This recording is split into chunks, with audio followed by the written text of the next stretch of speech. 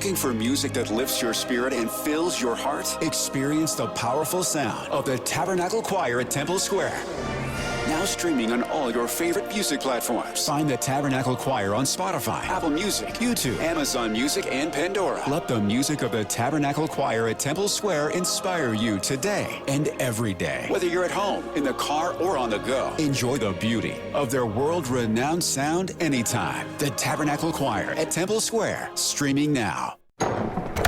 Evening. Buyer's remorse. Buy a new car? I'll be moving in. Let's get started. Sorry, I think there's been a mistake. I bought it from Carvana. You what? Yeah, great price. I even have 7 days to love it or return it. So there's no... No buyer's remorse. More like buyer's rejoice. I guess I'll let myself out. Congratulations. I mean it. Buyer's rejoice. Buy your car today on Carvana. Limitations and exclusions may apply. See our 7-day return policy at Carvana.com. Thanks for joining us, DJ and PK. DJ is off, mental health performance coach and former Utah State and BYU quarterback and NC State assistant coach for football is joining us, Riley Jensen. Right now, we're going to Philly, talking to Derek Bodner, who covers the Sixers for PHLY Sports. Wow. Big news, bombshell news, Derek. What was your first initial impression when you heard the news? Well, I mean, I think it's what we all do in today's day and age. Make sure that's a real Shams Charania account and that I'm not being played. No, I mean, look, this was one where, like, obviously we've been talking about LeBron for a long time, been waiting for him to make a decision. The Sixers have been on the list, but it always felt like it was a distant third. It just always felt like, familiarity or hometown would eventually win out. And, the Sixers just don't have, outside of like Bryce Harper, Philadelphia does not have very many star-level, MVP-level athletes that choose to go there. So it was pretty stunning.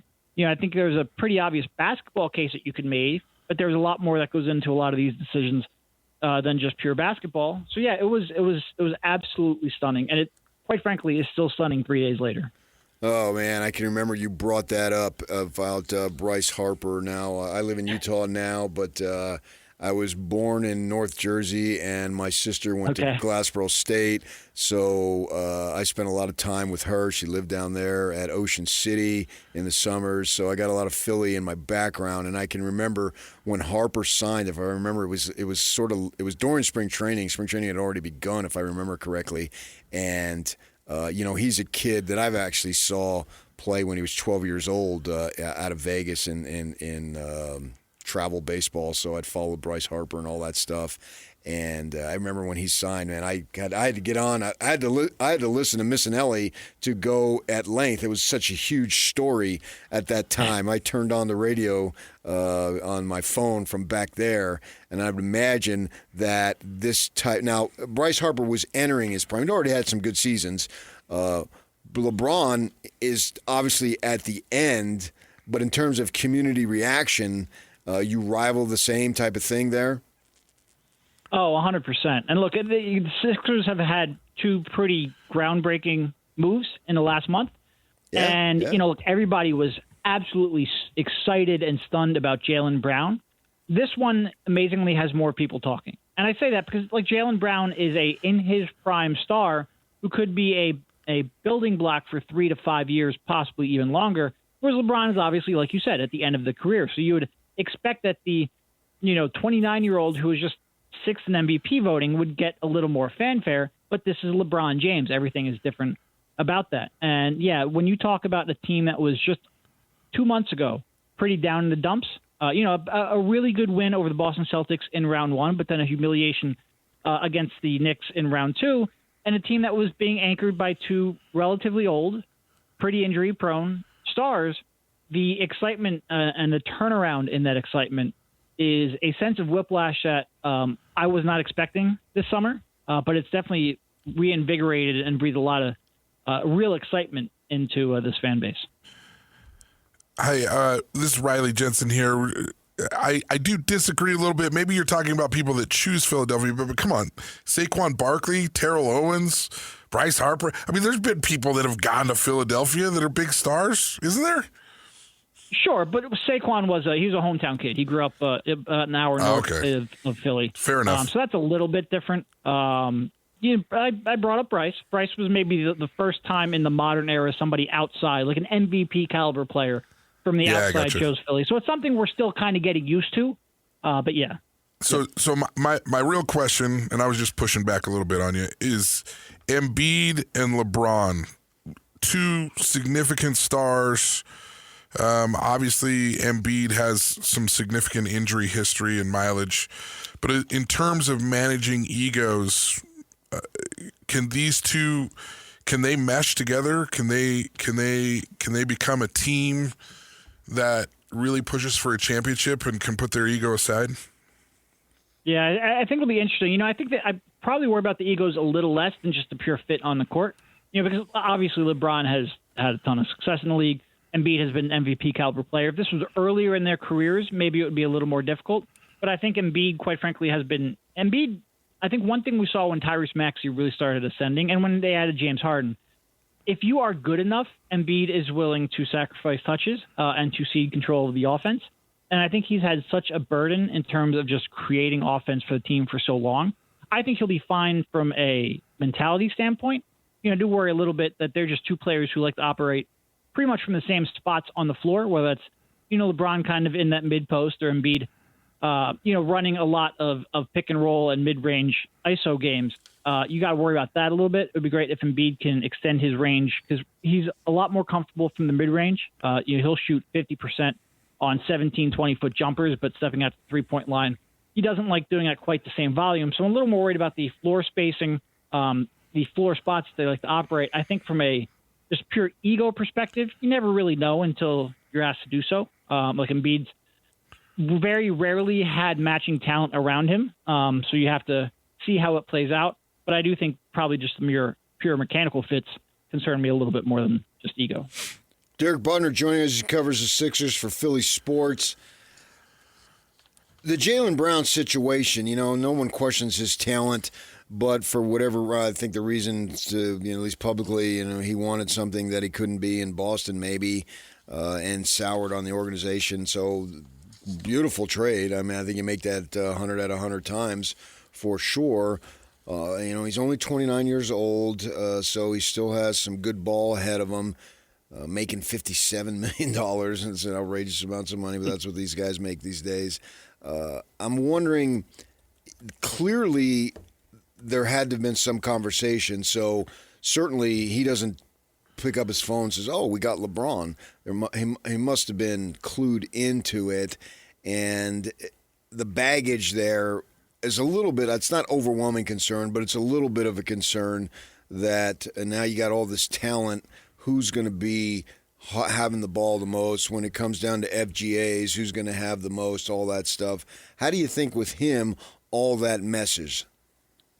Yeah, it's an interesting question because, like you said, there's a lot of concern over whether or not he wanted to be an equal 1A with Tatum in Boston. He obviously made a lot of comments about how this was, maybe his favorite year of his career, both because I think the implication that he was the leading force of the offense, and also just that they overachieved the way that they did. And now you're in a spot where, like, some nights you might be a third or fourth option. I don't think as an overall season he will be a third or fourth option. I think he will quite possibly be right up there with anyone, but you will have certain nights where you have mismatches to exploit, matchups you want to attack. He might not be getting the role that he is accustomed to. Is he okay with that? And I think it's going to come down to two things. Like, I think a lot of times when you change situations like that, the first year is always the easiest. It's easy to talk yourself into that in a new situation. Like, if he was going to be a second or third or fourth option in Boston, it would probably be a little bit tougher of a conversation because he's been there so long. But coming to a new spot, you want to be on your best behavior. So year two, if they win in year one, all of a sudden it's a lot easier in year two to go back into that role. But if they struggle, if they don't meet expectations, if it's clunky at times, that's when I think you start worrying about it. And yeah, I think there's always got to be a concern, especially a guy like Jaylen right now, who's, he's eligible for an extension. I think yesterday was the first day he was eligible for an extension. There'll certainly be a conversation if they don't do anything this summer that they will have next year. You want that Supermax contract. Is this potentially going to get in the way of that? And again, people are willing to sacrifice stuff like that when you're winning and competing for a championship. But if you come up short, that's when I think I start worrying about that. In the first few days, and I know this is early, has LeBron, indicated anything publicly or privately about why Philly specifically was where he chose? And is this, a legacy play, a title chase, or something more personal? Do you have any insights into that? Yeah, well, I certainly think his relationship with Maxey helps. Obviously, Maxey is the highest profile non-LeBron clutch sports client, and they have a really strong relationship. They work out together a lot in the offseason and have for the last 6 or so years. So I think that helps. But I think a lot of this is just he feels like Philadelphia is his best chance to compete for a title. He would be, I think, the first player to ever win a title in 4 cities if he does so, and obviously then getting that 5th. I think that's where he's coming from. So, no, I don't think it's necessarily like – and winning a title helps with legacy and all that. But I think it's a little bit of Maxey, and Maxey helps you feel both confident in their talent on the floor, but also comfortable in the locker room. And a lot of he just felt like this was the best place to win a title, and whether or not he ends up being true, we will find out in time. I think the engine's stalling out on me. Yeah, that don't sound right. Dang, got a lot more miles to go. Nah, be okay, mate. You ride with Geico Motorcycle Insurance and got their 24/7 emergency roadside service. They'll be here with a tow in no time. Good, because these boots weren't made for walking. Those riding boots are pretty sweet. Oh, you like? Do you think they come in a size 1 inch? I don't know. It feels good to ride with help. It feels good to Geico. Emergency roadside service is optional coverage. Make game day yours. Tickets, food and drinks, stats, and streaming. Everything you need is in the Utah Mammoth app. Download today and make game night easy. Download on both Android and iPhone. Tusk Top. Evening. Buyer's remorse. Buy a new car? I'll be moving in. Let's get started. Sorry, I think there's been a mistake. I bought it from Carvana. You what? Yeah, great price. I even have 7 days to love it or return it. So there's no... No buyer's remorse. More like buyer's rejoice. I guess I'll let myself out. Congratulations. I mean it. Buyer's rejoice. Buy your car today on Carvana. Limitations and exclusions may apply. See our 7-day return policy at Carvana.com. On paper right now, you look at that starting 5, and that's really impressive. Throwing Edgecombe, kid we saw play at Baylor here in the Big 12. We like him, NBA body. He had a nice rookie season. You already mentioned Maxey. And then the other 3 guys. I mean, that can rank right with anybody in the league. How about the bench? What's that going to look like? I know they got Caldwell Pope and Dean Wade, I think were off-season acquisitions. Tell us about what they have as far as filling out the actual rotation. No, I mean, you started off there with the keys. Anthony Simons they signed for, I think, $6 million. He is an elite off-ball shooter. Doesn't play a lick of defense, but he will help spread the floor for your stars. So I think he will fit in that regard. Dean Wade as a guy who will do a lot of the dirty work, be one of your better, more versatile defenders, and also make just enough shots from the perimeter that hopefully he will spread the floor a little bit as well. And then KCP, a guy who has really had 2 down years shooting. But I think if you look at his overall shot quality, it has dropped over the last 2 years as well. So when he gets next to a real elite creator like LeBron, I think they're hoping that he can make more shots than he has the last few years. But it's on a minimum contract, so you're not too worried if it doesn't work out that way. Yeah. And then you got rookie Phylon, who probably has his role reduced a little bit, but I think he has a little bit of ability to create off the dribble that they're excited about. Dominic Barlow, who actually started a lot, more of a defensive-minded forward. And then you got the big man rotation of Adembona and Errol Hook-40, which is probably the biggest question mark on the team because Joel Embiid's going to miss 30 games almost by design. So I think that's probably the one area Sixers fans are a little bit concerned about, but they have time. If Hook-40 and Bona don't work out, that'll probably be an area you see them pursue at the trade deadline. I think I read or saw where Embiid told LeBron that this is the first summer he's not having some type of surgery. So the implication being that, he's going to be healthy going into the season. But you're right. He's going to miss 24 games minimum, at least a track record, if not more. But really none of that matters if he's available come May and then for their sakes if they got to June. So what do you think the chances of that are, that when it is the postseason, when it matters the most, that they have the health and the availability of the players that they need, realizing that's just a guess? Yeah, it is pretty wild that it's the first healthy offseason of his career, and he just had an appendectomy like 3 months ago. So even the healthy offseason started off with a relatively minor, but still a surgery nonetheless. No, I mean, I think it's going to be, look, on the one hand, Embiid has had multiple surgeries to take out meniscus in the same knee. The meniscus isn't just going to magically grow back, so you're always going to be managing that. There's always going to be moments where that's going to flare up, where there's going to be swelling, where there's going to be pain, and where there's going to be limited mobility. I do think this is an interesting test case in the fact that, first of all, players with this injury tend to get, you tend to strengthen ligaments, supportive ligaments around the meniscus.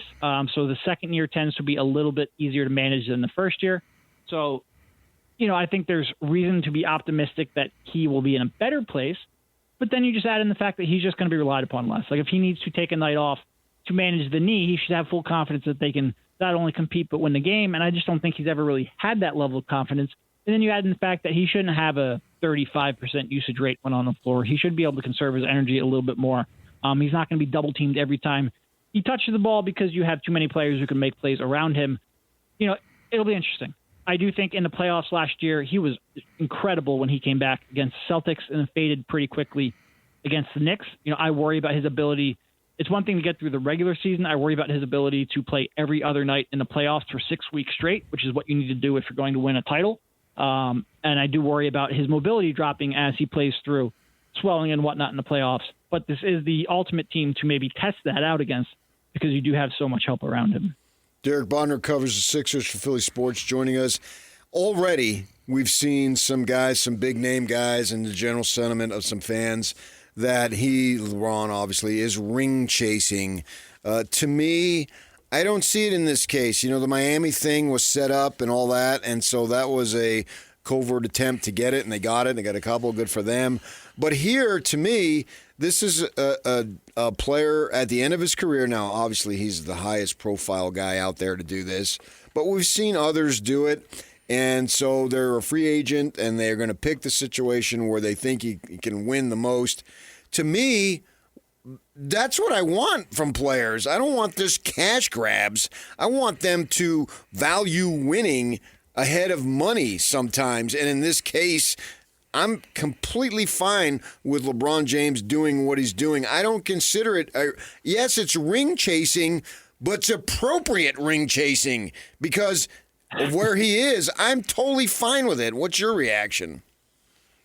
Yeah, isn't that the purpose of sports, is to win a title? So wouldn't you want to go somewhere where you have a chance to win a title? And look, it's one thing, if this was like late career Gary Payton, maybe you could say like, oh, he's just ring chasing. This is a guy who's won 4 NBA titles, who's won it with 3 different franchises, who's transformed every franchise he's gone to. Like, yeah, if on the one hand he took the most money, you'd go, oh, he's only in it for the money. He doesn't care about winning. Now he picks a team that gives him the best chance to win, and the criticism gets flipped. It's pretty much a can't-win situation. But like I said, for a player who has transformed teams almost the moment that they got on them, he contended for a title, didn't win it, but contended for a title with Boobie Gibson playing alongside of him. He has led teams. Yeah, maybe now he's joining a team that's pretty stacked. He is also 41 years old. Purpose of sports is to try to win. I am not going to begrudge someone for picking a loaded team. Yeah, why not? Especially when time is so short. You don't have a whole lot of it, and why not win? You made all the money in the world, so and he's a lightning rod for a lot of different reasons. And sometimes I defend him, and sometimes I think, why'd you say that? Whatever it might be. But in this case, man, I applaud it. He thought this was his best chance to win, so he's going to win. And so he's going to try to win. And Philly's going to be a huge story. And whatever they make, the Sixers, whatever they spend on this guy, they're going to make tenfold. I saw the price of tickets already for this season has gone up about 250%. It's going to be a wild time. And by the way, with ring chasing, like it's one thing because if you would have gone to Miami, right, and you're chasing for a ring, if you come up short, Miami's okay with that because you got them 2 titles and you have that shared history together. It goes to Cleveland, you're chasing a ring, but you're going home. You've already brought a title there. Cleveland fans are okay with it because of that shared history. Yeah. You're going to a city in Philadelphia where they haven't won a title in 43 years, where they have a decade of unmet expectations and frustrations that come along with that. There is ring chasing, sure, but there's also more pressure because this is a fan base who, I'm not saying they're going to turn on LeBron James, but they have been at the cusp and disappointed for so long that there are real expectations. And it's not just the excitement of we got LeBron James. It's we think we can finally get through to the conference finals, to the NBA finals, maybe to win a championship. And I think there is more pressure here than there would have been on any of the other stops because there is such a history of, not reaching expectations. So, yeah, he's ring chasing, but I think he also put himself in a spot where there's the most pressure that he could have picked.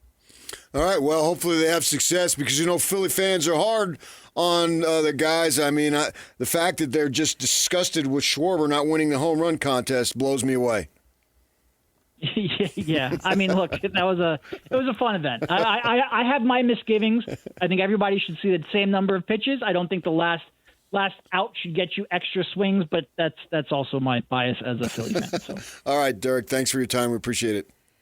Yep, thank you. That's Derek Bodner, covers the Sixers for PHLY Sports, and LeBron James going to Philadelphia. That'll be an interesting story all winter, starting in the fall, ending in the spring, and if they continue, maybe even get into the summer. Now we'll get a national perspective from Brian Getzeiler at the top of the hour. Stay with us right here on 97.5, the KSL Sports Zone. Evening. Buyer's remorse. Buy a new car? I'll be moving in. Let's get started. Sorry, I think there's been a mistake. I bought it from Carvana. You what? Yeah, great price. I even have 7 days to love it or return it. So there's no... No buyer's remorse. More like buyer's rejoice.